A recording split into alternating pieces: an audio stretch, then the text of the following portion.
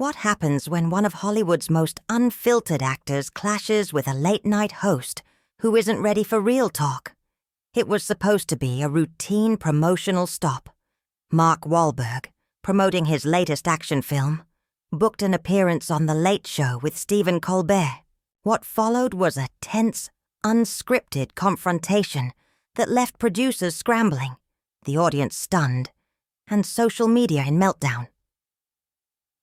The night began like any other. Cheers erupted as Wahlberg strutted onto the set, shook Colbert's hand, and settled into the guest chair. The two exchanged light banter, Colbert joking about Wahlberg's famously strict 4:30 a.m. workout schedule. "So, Mark, I hear you wake up at 4:30 every morning to work out?"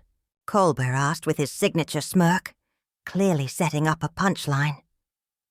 "Yeah, I do," Wahlberg replied, dead serious. "Discipline is everything to me. It's how I've stayed grounded and consistent in this business." But instead of moving on, Colbert leaned into the joke, exaggerating his expressions for the crowd. "Come on, nobody needs to wake up that early, unless they're milking cows or tossing newspapers." Wahlberg didn't laugh. "Look, Stephen, I respect that. Everyone has their own routine. This one works for me. I built my life on structure and hard work." That's when the first crack appeared. Colbert, known for his carefully crafted satire, seemed visibly irritated by Wahlberg's no-nonsense tone. But things took a sharper turn when Wahlberg spoke about his new film, connecting it to his working-class roots in Boston. "I never forget where I came from," he said. "I choose roles that reflect that. Authenticity matters to me." Colbert interrupted, and not with a joke.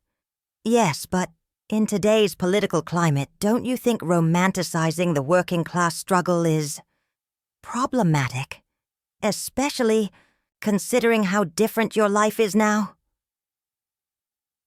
The crowd fell silent. Wahlberg looked confused. "I'm not sure I follow," he replied, his Boston accent growing thicker. Something that tends to happen when he's uncomfortable. Respecting hard work isn't political.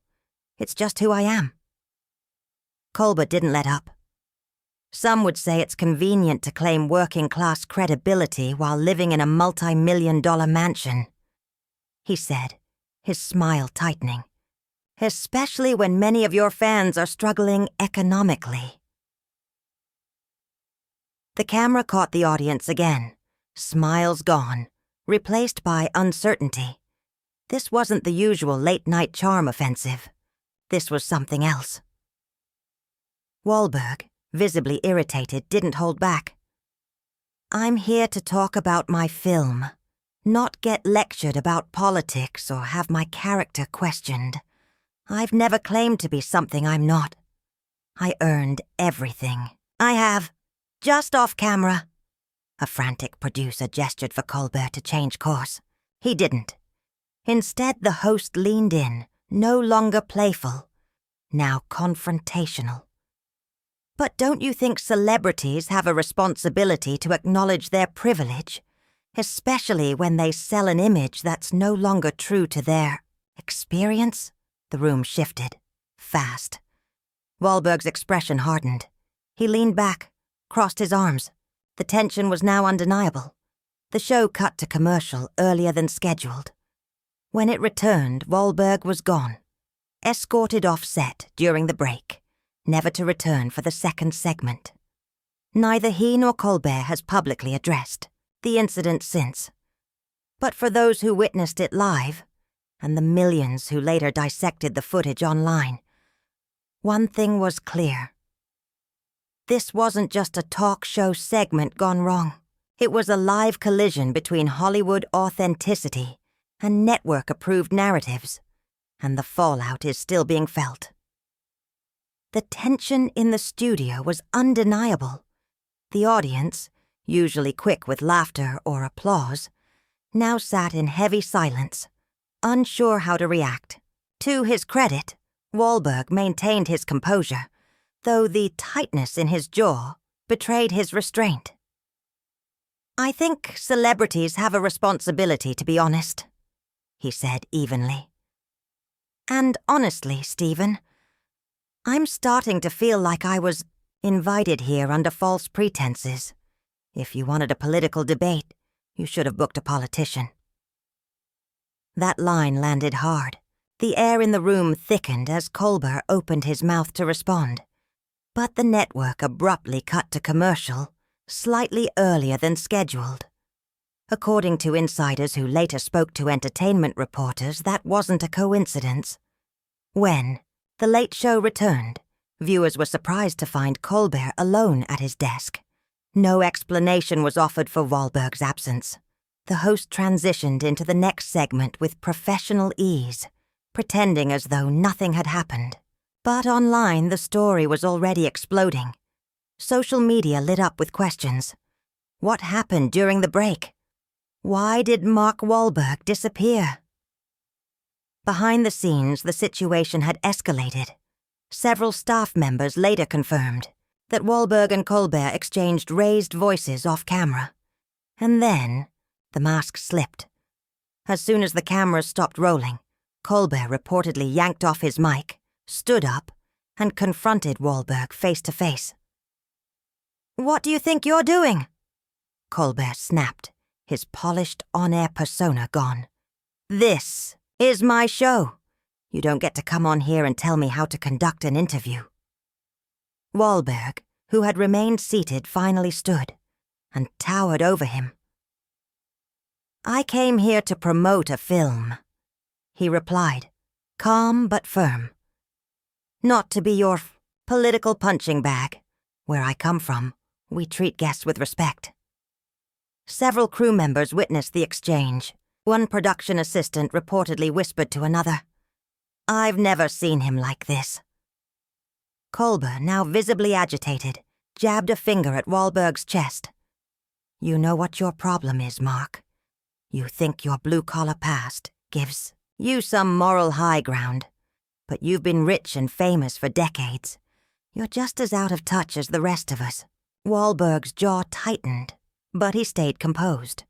"And you think hiding behind comedy gives you the right to ambush your guests?" he said. "I've been straightforward my entire career. Can you say the same?" That's when network executives were called in. The show's senior producer approached, speaking in hushed tones, glancing nervously between the two men. "We need to move on with the show," the producer urged. "We've got 2 more segments and another guest waiting."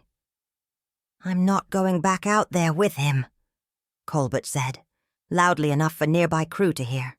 "Either he goes, or I go." The ultimatum hung in the air.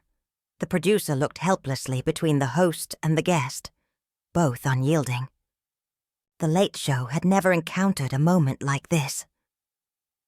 "Are you serious right now?" Wahlberg asked, incredulous. "You're kicking me off because I wouldn't let you lecture me." Colbert turned, his expression stony. "This isn't some movie set where you get to call the shots," he said coldly. "This is my house, and in my house, we follow my rules."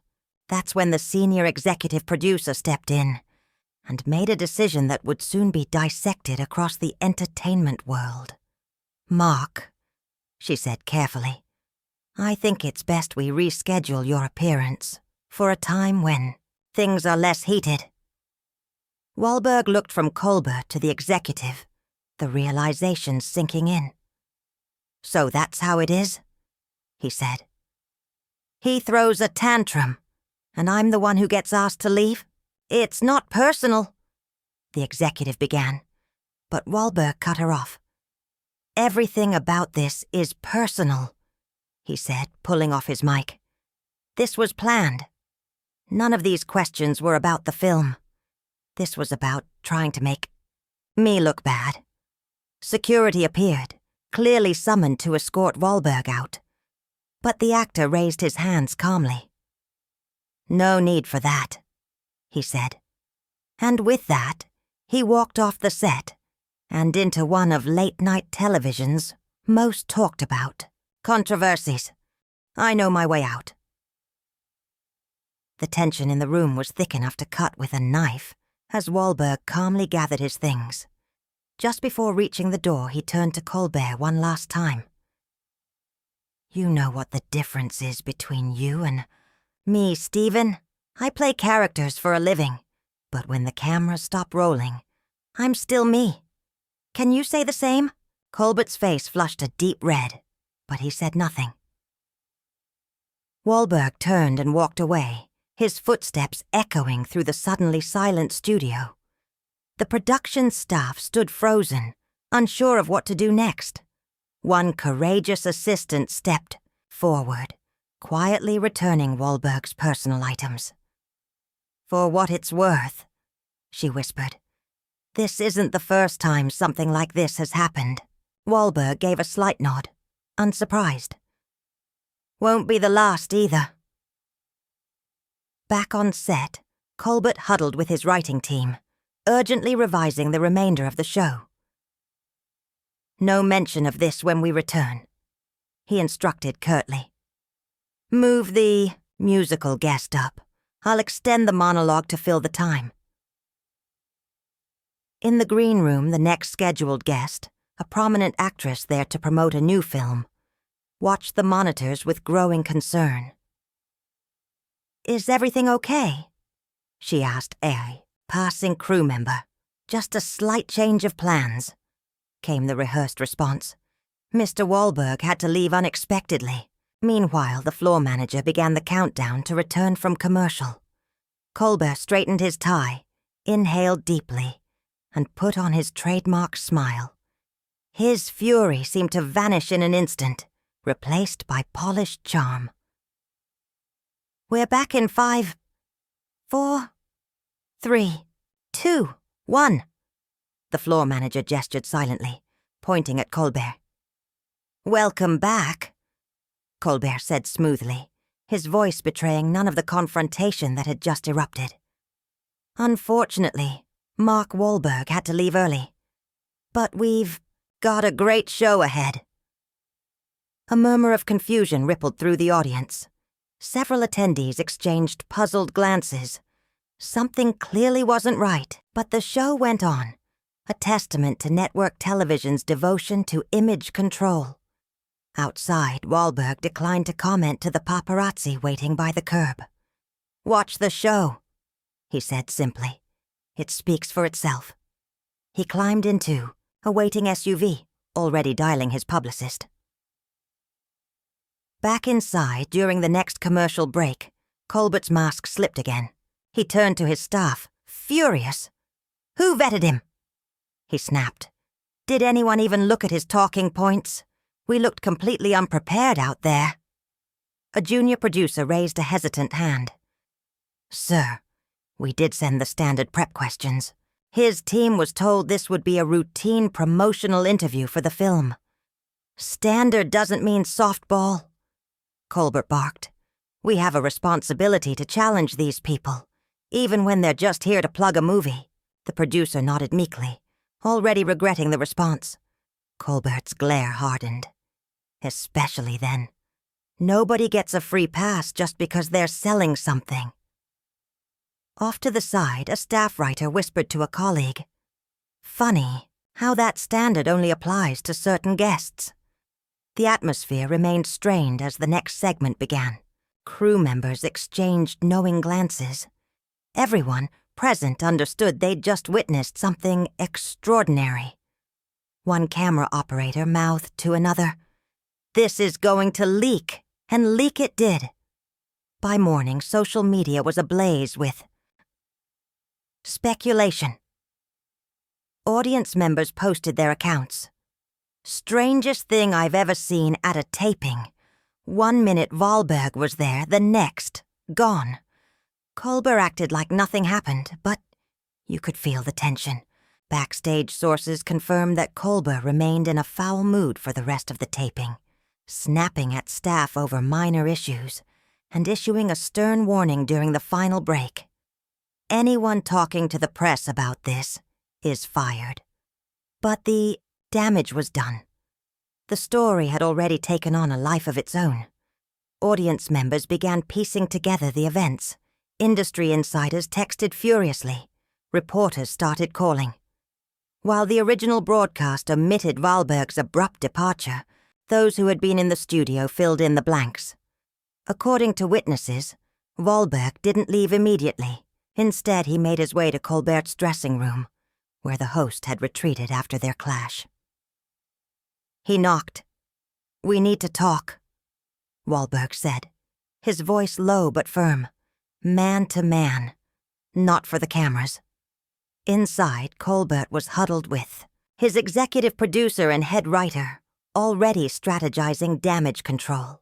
The knock cut through the tension in the room like a thunderclap. "Mr. Colbert doesn't want to speak with you right now," the executive producer called out through the half-open door. "I didn't ask to speak with you," Wahlberg replied, calm but unyielding. "Stephen and I need to clear the air. I'm not leaving until we do." A beat of silence passed. Then the door opened. Colbert stood in the frame, expression unreadable. 5 minutes, he said curtly. "Alone." He turned to his staff, who reluctantly filed out of the dressing room. As the door closed behind them, the real confrontation began. Wahlberg didn't sit. "What the hell was that out there?" he asked, motioning toward the stage. "I came here to talk about a film that took 2 years of my life, and instead you tried to turn it into a political ambush." Colbert crossed his arms, defensive. "This show isn't just a promotional pit stop. We talk about real issues here." "Real issues?" Wahlberg raised an eyebrow. "Like attacking me for remembering where I came from? That wasn't journalism. That was point scoring. For your audience. At my expense." Colbert's face flushed. "You celebrities think you're entitled to softball interviews just because you showed up." "No," Wahlberg countered, voice still even. "I think I'm entitled to the interview your producers pitched when they booked me. Your team said this was about the film. If you wanted a political debate, you should have said so, up front." The tension between them thickened. Colbert moved behind his desk, creating a physical barrier, an old showbiz power move. "My audience expects me to ask the hard questions," he said, slipping into the patronizing tone he often reserved for guests he disagreed with. Wahlberg stayed standing. "No, your audience expects to be entertained. The second you decided I needed to be taught a lesson instead of having a conversation, you stopped being a host and started being a prosecutor." Colbert's jaw clenched. "You really don't get it, do you? This show has a point of view. We're not just here to help you sell tickets. And you really don't get that most people don't tune in for your point of view." Wahlberg shot back. "They tune in to see someone they like talk about their work. Maybe laugh a little. Not to watch you shame guests who don't. Tick every one of your political boxes." A knock interrupted them. The stage manager's voice filtered through. "Mr. Colbert, we need you back on set in 3 minutes." Colbert rose quickly, clearly grateful for the interruption. "We're done here." "Yeah," Wahlberg said, nodding. "We are. But let me leave you with something." He stepped closer. "I grew up with nothing. I fought for everything I have, and I never forgot where I came from. Can you say the same?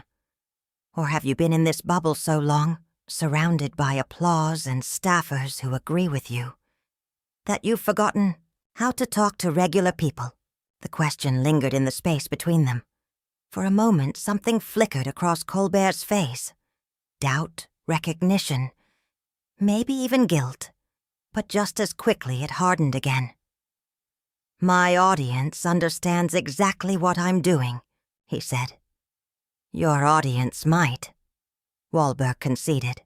But what about everyone else? You used to be a comedian who could talk to anyone. Now you're just preaching to the choir. Before Colbert could respond, the door opened. His executive producer stepped in, tight-lipped. "We need to go. Now." Wahlberg gave Colbert one last look. "Good luck with the rest of the show," he said, already turning to leave. "Something tells me you're going to need it." As Wahlberg walked down the hallway toward the exit, he passed the green room. Inside, a young actress promoting her first major film sat nervously reviewing cue cards. "Everything okay out there?" she asked, sensing the storm that had just blown through the building. Wahlberg gave her a small, knowing smile. "Just some creative differences." And with that, he was gone. "Word of advice, stick to talking about your movie." She nodded slowly, suddenly looking more concerned than before. Meanwhile, back on set, Colbert sat rigidly in his chair as the makeup artist dabbed at the sweat collecting on his forehead. Not entirely from the heat of the studio lights, but from the confrontation that had just unfolded. "How are we handling this?" his producer asked quietly. "We're not," Colbert said sharply. "No mention of what happened. Move the musical. Guest up. I'll extend the monologue for the second half. The audience saw what happened before the break." The producer reminded him gently. "They're going to be confused if we act like nothing happened." "Then let them be confused," Colbert snapped. "This is my show. I decide how we frame what happens on it." As the floor director began the countdown to return from commercial, Colbert straightened his tie and plastered on his practiced smile. The genial host, the character the audience had come to expect, slid back into place as if the confrontation had never occurred. "Welcome back to the Late Show," he said smoothly as the cameras went live again. "Unfortunately, Mark Wahlberg had to leave early, but we've got a fantastic show still ahead." Despite the glowing applause sign overhead, a murmur of confusion passed through the audience. Several attendees exchanged puzzled glances. Something had clearly gone down, and pretending otherwise only made it stranger. In the control booth, the director leaned toward the executive producer. "Are we really not addressing it?" "Boss's orders," came the answer. "We're moving on like nothing happened." But the audience wasn't so quick to forget. As Colbert launched into the next segment, the energy in the studio had shifted. The laughter was thinner. The applause felt obligatory. The invisible contract between host and audience, the unspoken promise of transparency, trust, and authenticity, had been fractured. Meanwhile, Wahlberg had already exited the building. As paparazzi shouted questions, he waved them off with a simple, measured response. "Watch the show. It speaks for itself." As his SUV pulled away from the curb, Wahlberg's phone rang. He glanced at the screen. Dwayne Johnson. "Just got a text about what happened," Johnson said when Wahlberg picked up. "You good?" "Yeah," Wahlberg replied, watching the studio fade into the distance. "Just reminded why I usually stick to talking about the work." "Let me guess," Johnson said. "Another host who thinks their job is to put you on trial instead of having a conversation." "Something like that," Wahlberg said. "Thing is, I'd have been happy to talk about class, privilege, the whole deal, if he'd come at it. Straight. But he didn't want a real conversation. He wanted a gotcha moment. And when he didn't get it, he lost it." Back at the studio, the remainder of the taping unfolded with a stiff, artificial energy. Colbert's jokes landed awkwardly. His interaction with the musical guest was unusually animated. Too animated, like he was overcompensating for the tension that still hung in the air. During the final commercial break, Colbert pulled his head, writer aside, "We're going to have to address this tomorrow," he admitted, voice tight. "Social media's already blowing up." "What's our angle?" the writer asked. "Do we make a joke of it, issue an apology, or double down?" Colbert paused. "We frame it as a misunderstanding. Say time constraints forced us to end the interview early. Nothing about what happened backstage." The writer looked unconvinced. "That's going to be a hard sell. A lot of people in that audience saw the exchange. They know it wasn't a scheduling issue. It has to work," Colbert said, a hint of desperation creeping into his tone. "Because the alternative is admitting I lost control of my own show." As the taping wrapped and the audience filtered out, the real story was being told in hushed conversations and whispered debriefs. "Did you see Wahlberg's face when Colbert tried to lecture him?" one audience member asked. "I've never seen anything like that on late night," another replied. "And the weirdest part, when they came back from break, they just acted like nothing happened, like we were all supposed to forget what we just saw." That night, as both men returned to their respective homes, the contrast in their reactions spoke volumes. Wahlberg let it go. He focused on his family, on his next appearance, on the work. He had said his piece. Colbert, however, couldn't stop scrolling. He read the reactions, the trending hashtags, the raw clips spreading online, and each post stung more than the last. The narrative was slipping away from him, because in that unscripted moment of conflict, both men had revealed their true selves. Wahlberg proved to be exactly who he claimed: grounded, straightforward, unpretentious, and unwilling to be bullied. Colbert, for all his wit and polish, had shown what many suspected. Behind the carefully cultivated image of the tolerant, thoughtful host was someone far less open to perspectives that didn't mirror his own. Their clash underscored a deeper tension in modern entertainment, the divide between performing authenticity and actually living it. In an industry built on image and control, this unscripted moment offered something rare, a flash of raw, unfiltered truth. And perhaps that's why it resonated. Because in a media world of spin and spectacle, the most powerful moments aren't the ones that follow the script, but the ones that tear it up.